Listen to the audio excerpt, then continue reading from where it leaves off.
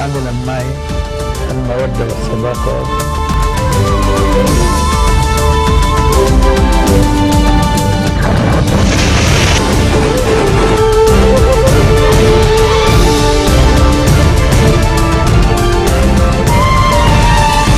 Good afternoon. You're watching the English newscast on Future Television. I'm Yumna Naufal, and these are today's top stories. Saudi Arabia is to appoint a new ambassador to Lebanon, encourage the return of Saudi tourists, and increase flights there by Saudi airlines. The Islamic State group is completely besieged in its last major stronghold in Syria's Aleppo province, a monitor says, as pro-regime forces pile pressure on several fronts. Israeli Prime Minister Benjamin Netanyahu says that all responsible nations should back new sanctions against Iran, speaking during a meeting with his British counterpart Theresa May in London. Saudi Arabia is to appoint a new ambassador to Lebanon, encourage the return of Saudi tourists, and increase flights there by Saudi airlines, the Lebanese president's office says, in a sign of improved bilateral ties. The kingdom's Gulf Affairs Minister Thamid Al-Subhan informed President Michel Aoun of the changes when they met at the presidential palace earlier this morning.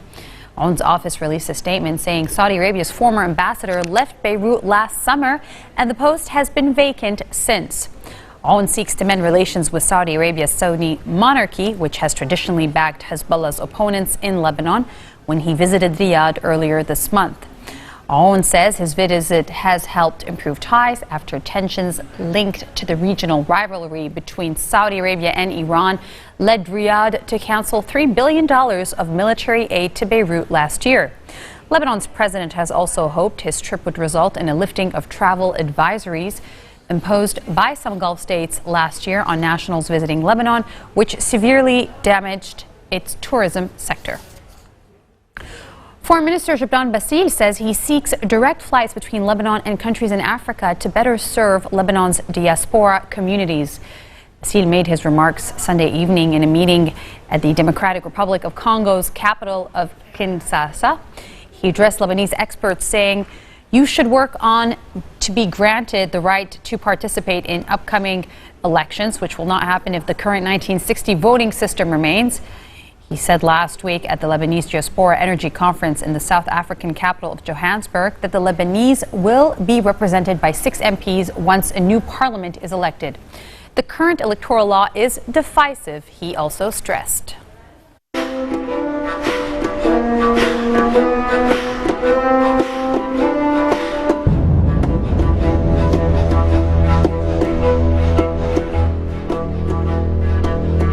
The Islamic State group is completely besieged in its last major stronghold in Syria's Aleppo province, a monitor says, as pro-regime forces pile pressure on fighters on several fronts.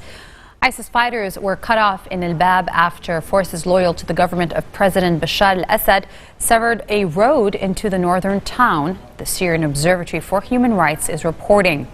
It comes after the regime's forces and allied militia seized the only and last main road used by the fighters between Al-Bab and Raqqa. Referring to the jihadist de facto capital in Syria, the Syrian Observatory for Human Rights said regime forces were backed by fighters from the Lebanese movement Hezbollah and by Russian artillery. The observatory, which relies on a network of sources on the ground for its reports, also mentioned that since December, Turkey-backed rebel fighters known as the Euphrates Shield Alliance have edged towards Al-Bab from the north. Experts from Russia, Turkey, Iran, and the United Nations held a technical meeting in Kazakhstan's capital, Astana, to discuss in detail the implementation of the Syrian ceasefire agreement. Kazakhstan's foreign ministry is saying representatives of Jordan are expected to take part for the first time. He said the agenda includes reviewing the implementation of the cessation of hostilities, discussing a proposal from the Syrian armed opposition about the ceasefire, and determining options about how to implement it. Fighting and airstrikes have plagued the ceasefire agreement between the government and rebel groups since it took effect in late December, with the combatants accusing each other of violations. After the talks, Russian negotiator Chief Command official Stanislav Kazimodo said the sides had also discussed preventing provocations and securing humanitarian access. Israeli Prime Minister Benjamin Netanyahu says that all responsible nations should back new sanctions against Iran, speaking during a meeting with his British counterpart Theresa May in London. He said he welcomes U.S. President Donald Trump's insistence on new sanctions against Iran, saying he thinks other nations should follow suit, certainly responsible nations. He's accusing Iran of provocation after provocation, saying Iran seeks to annihilate Israel, and it says so openly. It also seeks to conquer the Middle East, threatening Europe, threatening the West, threatening the world. Trump last week said Iran was now formally on notice after a recent missile test had voiced opposition to the Iran nuclear deal. Netanyahu, who is a fierce opponent of the deal with world powers, including Britain, in which Iran pledged to curb its nuclear program in return for sanctions relief. Coming up next, Lady Gaga makes a traditional halftime concert performance at the Super Bowl. Stay with us. We'll be right back.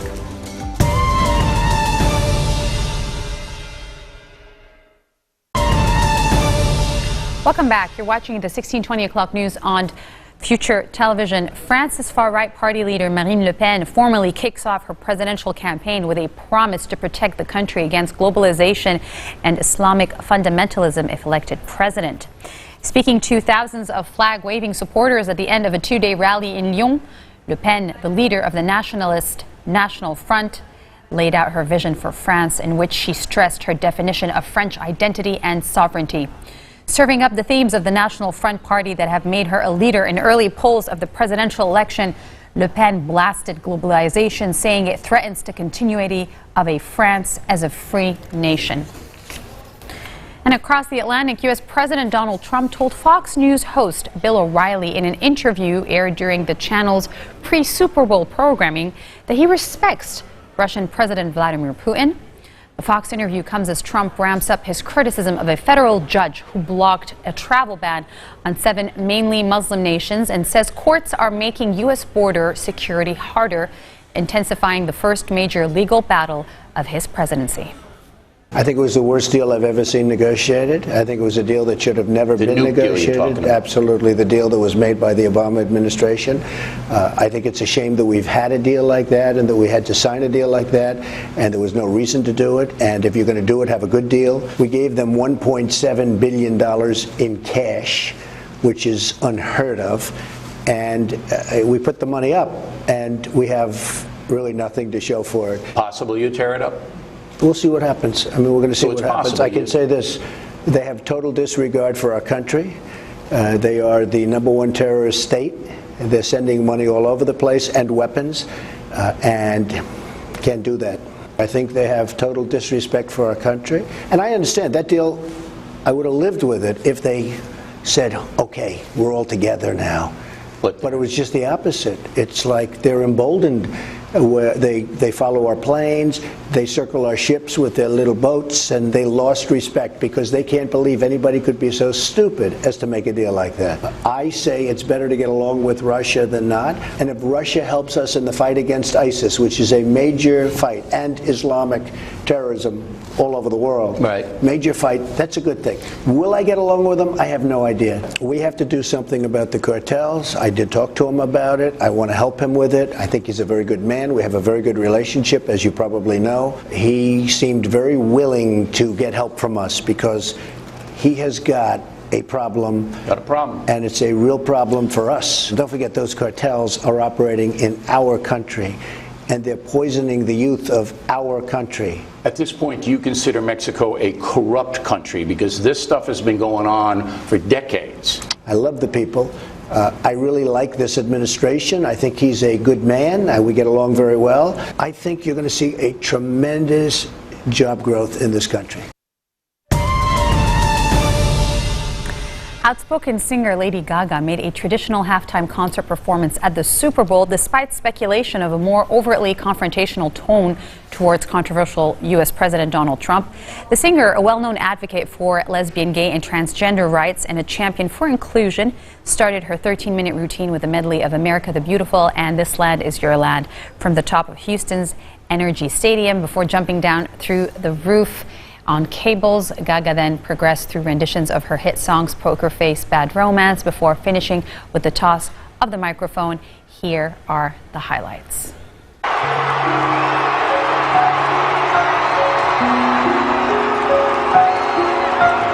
God bless America, land that I love. Stand beside her and guide her through the night with the light from above. This land is your land, this land is my land. This land was made for you and me. One nation, under God, indivisible, with liberty and justice for all.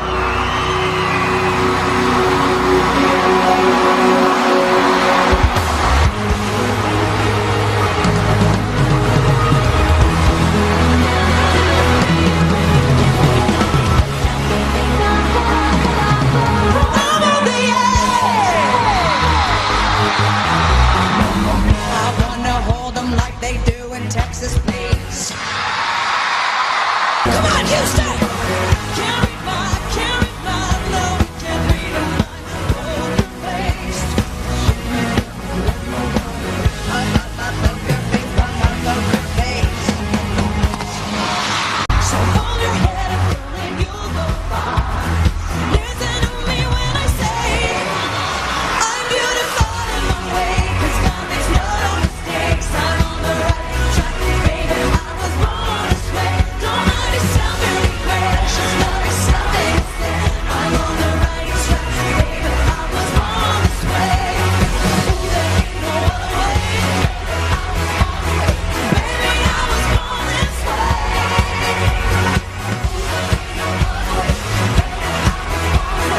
Right track, baby. I was born this way.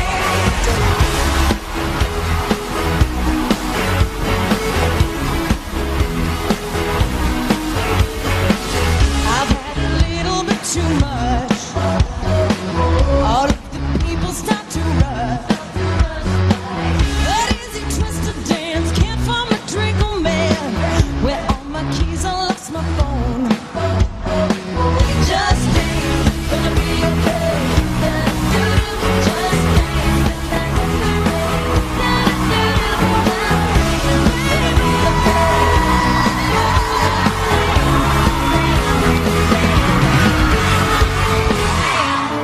How you doing tonight? We're here to make you feel good. You want to feel good with us? You're giving me a million reasons to let you go. You're giving me a million reasons to quit the show. You're giving me a million reasons. Give me a million reasons. Giving me a million reasons. About a million reasons. If I had a happy, I would run for the hills.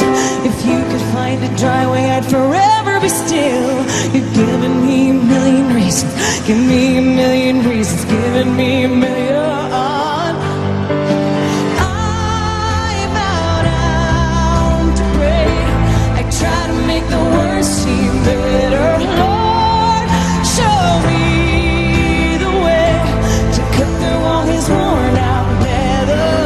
I've got 100 million reasons to walk away, but baby, I just need one good one to stay. Hey, Dad. Hi, Mom. Congratulations to the New England Patriots for their 5th win in a Super Bowl. And on that note, we end our bulletin for today. Now for a reminder of our headlines. Saudi Arabia appoints a new ambassador to Lebanon, encouraging the return of Saudi tourists and increasing flights there by Saudi Airlines. The Islamic State group completely besieged in its last major stronghold in Syria's Aleppo province as pro-regime forces piled pressure on fighters on several fronts. Israeli Prime Minister Benjamin Netanyahu says all responsible nations should back new sanctions against Iran as he meets with his British counterpart, Theresa May, in London. Those are your Monday headlines live on Future Television. I'm Yumna Nofal, wishing you a good week. Take care. هذا لما المودة والصداقة